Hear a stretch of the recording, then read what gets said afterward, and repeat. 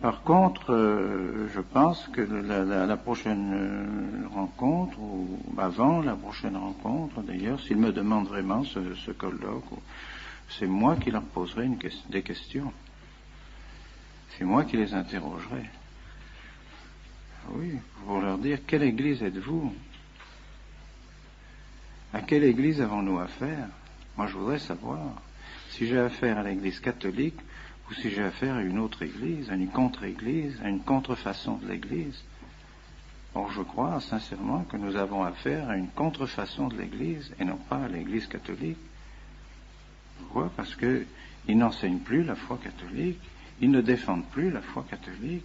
Non seulement ils n'enseignent plus la foi catholique, ils ne défendent plus la foi catholique, mais ils enseignent autre chose.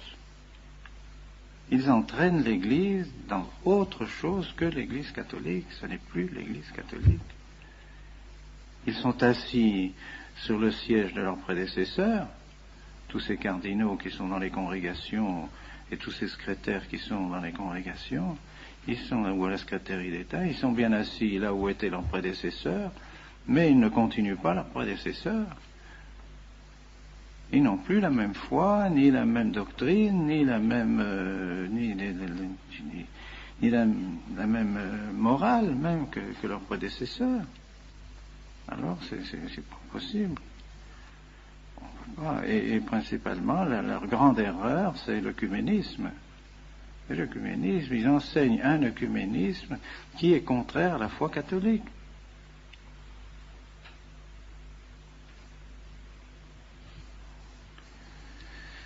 Et je dirais que pensez-vous des anathèmes du Concile de Trente?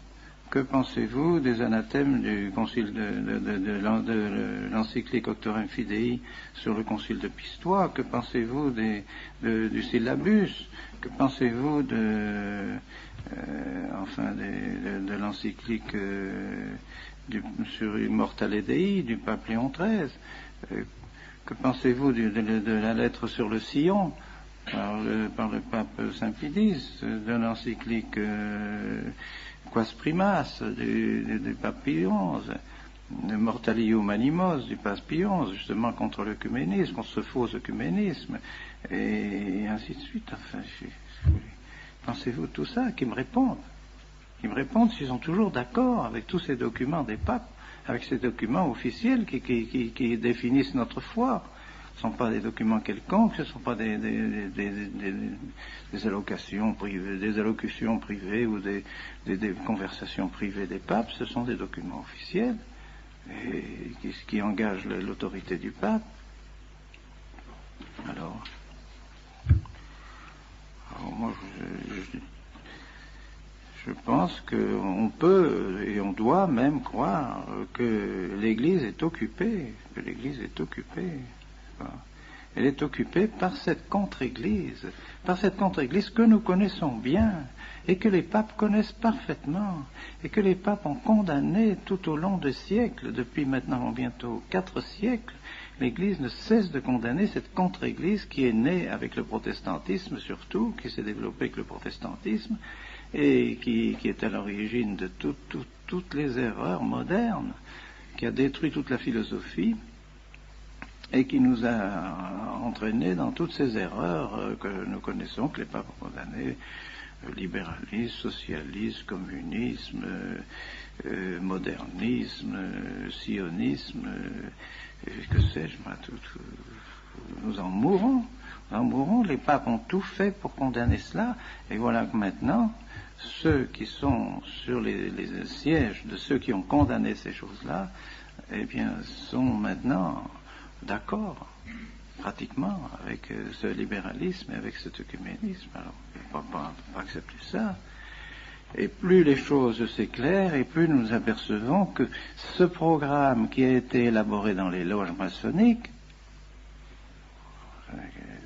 tout ce programme a été élaboré, toutes ces erreurs ont été élaborées dans les loges maçonniques, eh bien, on s'aperçoit tout doucement, et avec des précisions de plus en plus grandes, qu'il y a tout simplement une loge maçonnique au Vatican.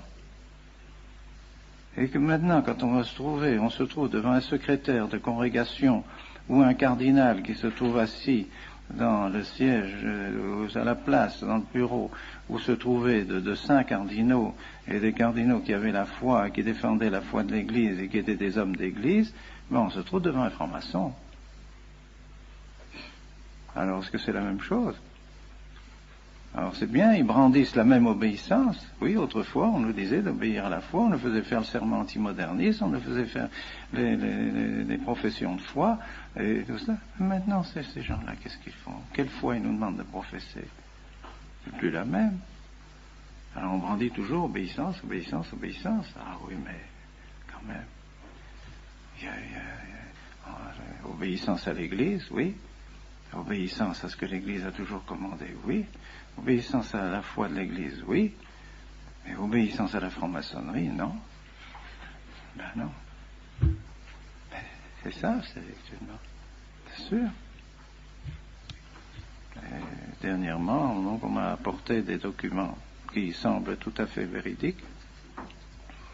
Des documents qui montrent des correspondances entre Bugnini et le grand maître de la maçonnerie sur toute la réforme liturgique, avec lequel le grand maître de la maçonnerie demande à Bugnini d'appliquer la réforme du fameux Rocca, les prêtres apostats, Rocca, qui, lui, avait prédit déjà tout ce qui devait se faire et avait déjà prévu tout ce qui devait se faire lorsque le Vatican serait occupé par la maçonnerie. Voilà ce qu'il faut faire. Et alors maintenant, le grand maître de la maçonnerie demande à Bugnini d'appliquer cela. Et le grand principe dit il faut arriver à la naturalisazione, comme il dit, naturalizzazione dell'incarnazione. Donc désurnaturaliser l'incarnation. Donc on arrive au naturalisme. Il faut naturalisme. Et que cela, il faut appliquer les principes de la langue vernaculaire, de la démultiplicité des rites, de la multiplicité de la liturgie, pour rendre la liturgie complètement confuse et mettre la confusion partout.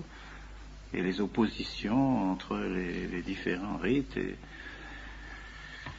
Alors Bugnini répond qu'il est tout à fait d'accord. C'est tout à fait d'accord pour cela, mais qu'il faudra un certain temps, il faudra peut-être 10 ans, mais en l'espace de 10 ans, il y arrivera, et que la confiance que lui accorde particulièrement le cardinal Lercaro et même le pape Paul VI, avec cette confiance qu'il a, il est assuré de pouvoir arriver à ses fins. Et il nomme tous ceux avec lesquels il travaillera dans la curie romaine, tous ceux qui, eux aussi, ont des attaches à la maçonnerie, alors qu'il pourra travailler avec eux, mais il faudra en placer certains, il faudra les mettre dans certaines congrégations, afin de pouvoir mener le travail à bien. Il faut que toutes les congrégations soient plus ou moins infiltrées, noyautées par des membres de la maçonnerie, qu'il nomme un tel. Il faudra chasser celui-ci, parce que celui-là nous gêne, il est contre nous, alors il faudra le faire mettre dehors. Il faudra supprimer la congrégation des rites, mais c'est pas la congrégation des rites, c'est la congrégation des sacrements, et il a réussi à supprimer la congrégation des sacrements pour tout mettre sous la congrégation des rites, par conséquent tout mettre sous son autorité. Tout ça, il le dit dans les lettres au grand maître de la maçonnerie. Alors, qu'est-ce que vous voulez? Ah non, qu'on ne nous parle pas d'obéissance.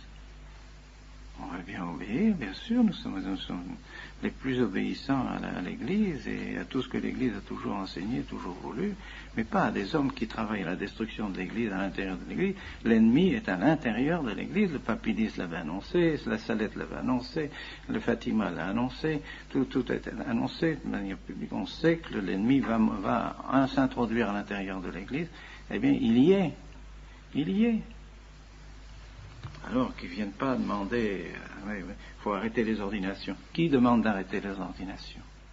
Qui demande de ne plus faire de bons prêtres? Qui? C'est le Saint-Esprit ou c'est le diable? C'est clair, quoi. C'est clair. Est-ce que un pouvoir normal dans l'Église peut demander à un évêque de ne plus faire de bons prêtres? Est-ce qu'un pouvoir normal dans l'Église peut demander une chose pareille? Peut demander de supprimer les séminaires, des séminaires qu'ils savent, bon, ils le savent, ils l'ont dit, c'était des bons séminaires. Ils savent que la doctrine qu'on vous enseigne est la vraie doctrine. Ils le savent. Ils l'ont écrit. Ils savent parfaitement. Ils l'ont écrit dans le rapport des visiteurs. Les visiteurs l'ont dit. Ils ont fait un excellent rapport en faveur du séminaire. C'est ce que le cardinal Garonne m'a dit à moi-même quand il m'a demandé de venir à Rome. Il a dit, oui, le rapport est bon. Nous savons que le séminaire est bon, etc. Alors, pourquoi fermer le séminaire?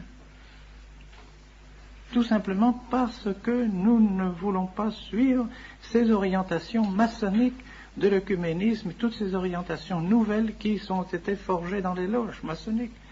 Alors on veut fermer le séminaire. Mais non, c'est pas possible.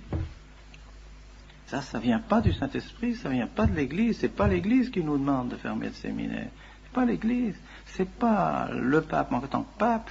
Ce ne sont pas ceux qui sont écrits en tant qu'ils sont vraiment les successeurs de ceux qui étaient avant eux, non.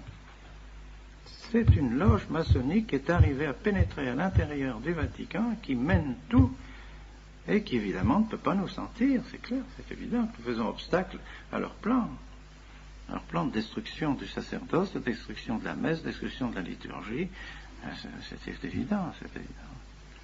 Alors est-ce que nous devons obéir? Moi, je crois en conscience devant mon Dieu. Quand il me dit réfléchissez bien en conscience devant Dieu ce que vous faites, ben oui, j'ai tout réfléchi devant mon Dieu. Si je me trompe, que le bon Dieu me donne la lumière pour me montrer que je me trompe, je ne crois pas. Je crois vraiment que en faisant ce que je fais et en ordonnant les prêtres que je vais ordonner, je crois que je sers l'Église. Je ne le ferais pas si j'avais seulement un instant la pensée que ça pouvait être contraire au bien de l'Église. Je m'abstiendrai bien sûr de faire des choses pareilles, c'est trop grave. C'est bien le contraire. Enfin, les faits sont évidents maintenant. Les effets de cette réforme et de cette persécution de l'Église à l'intérieur de l'Église sont clairs, tout le monde. Ça devient de plus en plus clair. Il suffit de lire la documentation catholique à chaque fois pour s'apercevoir combien les idées fausses sont infiltrées dans les documents épiscopaux, dans tous les documents, toutes ces commissions théologiques. Lisez celui qu'on m'a donné à midi, une commission de théologie. Mais c'est plein d'erreurs, plein d'erreurs. C'est un esprit faux, un esprit qui n'est pas du tout l'esprit de l'Église. Alors, c'est pour ça que nous n'hésitons pas un instant et j'espère que le bon Dieu continuera à nous bénir.